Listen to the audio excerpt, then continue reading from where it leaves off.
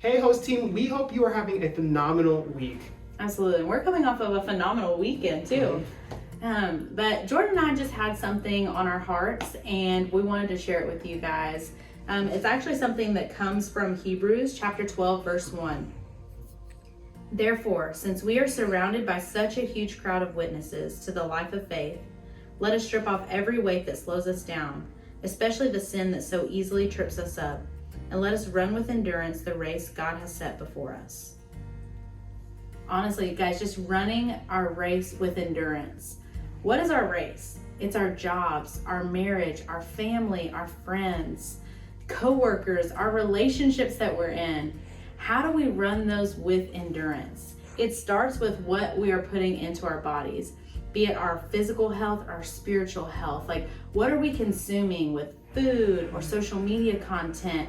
What are the conversations happening in our friends groups? Are they helping us in a spiritual way, or are they negative and tearing us down? Are they introducing things that we shouldn't be exposed to as Christians?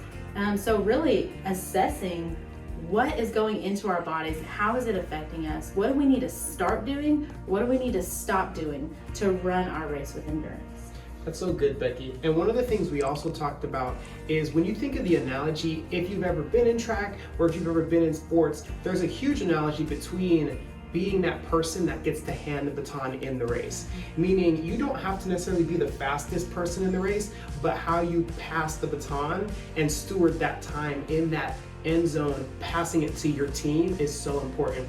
And as a host team, that is so important for us to make sure that we are setting each other up for success, meaning that one service gets to really steward that time and pass the baton to that next service. So what are the things that you can be doing as the exit experience happens, as people are leaving, as we leave that lasting impression for people as they walk through our doors, but also reset and get ready for the next group of people that come into our service. We see every week, time and time again, people coming to know who Jesus is, experience his life-changing power, but that's only possible through us making sure that we can do every and anything we can to leave all distractions at the door and eliminate them so that people can experience him. We know that people, when they come through these doors, they get to find God, and when they find God, They find life.